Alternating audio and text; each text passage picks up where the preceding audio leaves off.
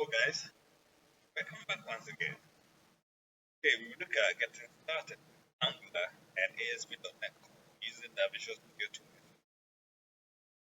I'll walk you through the steps to create a simple web application that combines the power of Angular for the front end and ASP.NET Core for the back end.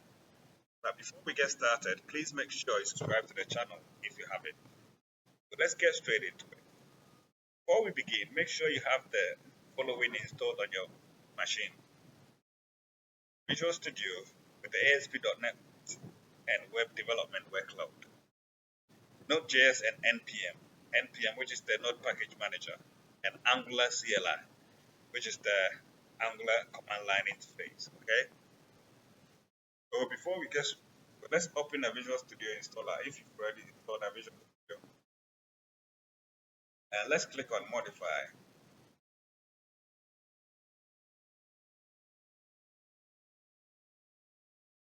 So once we click on Modify, this is what we get on the screen. But you got to make sure that you have this box checked.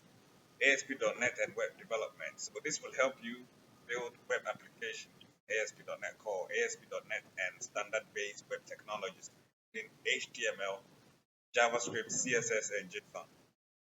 Okay. Also, you need to make sure that you have Node.js development checked as well. Okay. So once you're done with that bit, let's move back to the Visual Studio. So here now, what we're going to do is click on the Create a New Project. So as you can see here on the language side here, I've selected TypeScript, but you can also select JavaScript.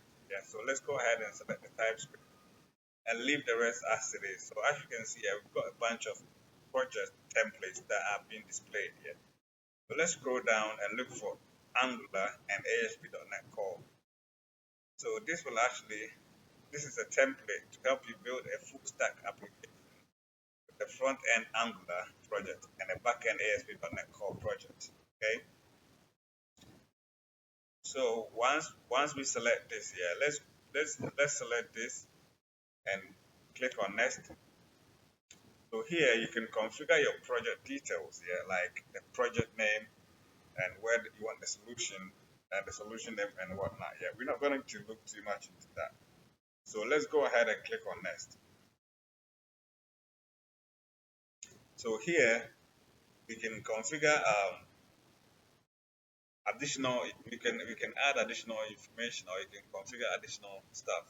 Yeah, like the .NET framework, the HTTP type, but the HTTPS or the HTTP. Yeah, so let's make sure we have that configured for HTTPS checked, and let's leave the rest as it is. Okay. So now I'm going to go ahead and click on create.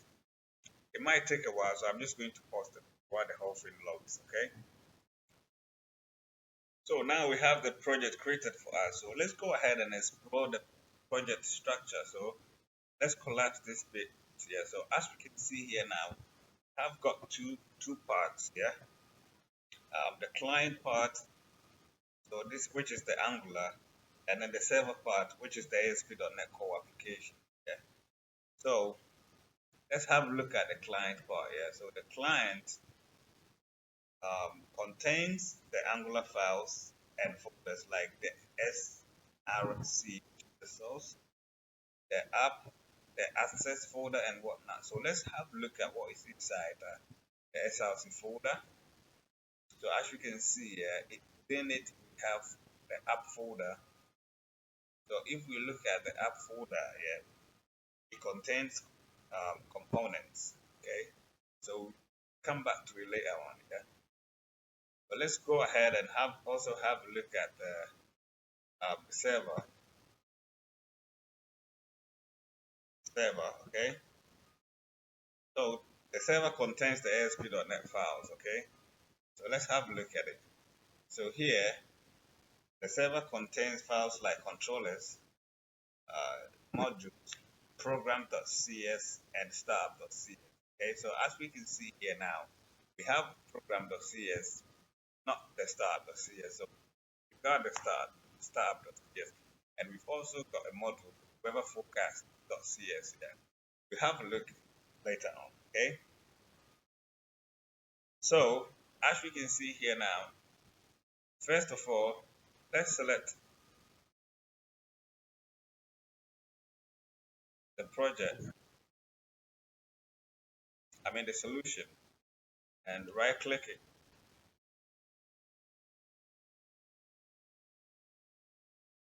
So basically the project tab or the loading is not completed yet. So there are some dependencies that are being stored here. So I'm just going to pause the video while the whole thing completes, then I'll get back to you, okay? Okay, so let's have a look at how we can run the project. So as you can see here, you can either press the F5 or you can press the start button here. But before we do so, make sure you right click on the project. And then let's look at the startup project. Or we can get it from here. That'll be fine. That'll be easy. So configure startup projects. So as you can see here now, it's set up to multiple startup projects here. So you got to make sure that we have this checked and make sure that we have the server starts with before the client. Okay. Press the apply and okay. So right now, yeah, when we start the backend, yeah, so both projects actually started.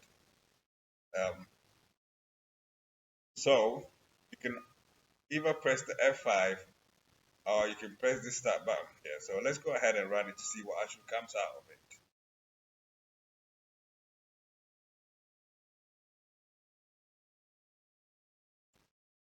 So as you can see here now, we've got the project running. So basically, um, it's a weather forecast project, yeah, which the client requests weather forecast details from the server.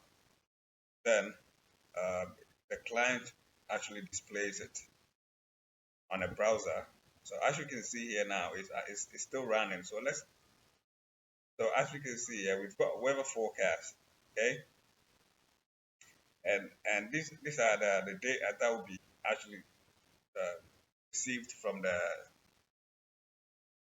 server. So basically, right now we've also got the server running now. So here you can draw down and look at what data that is coming in from the server. So let's have a look at this bit here. So in a moment, we should get the weather forecast details.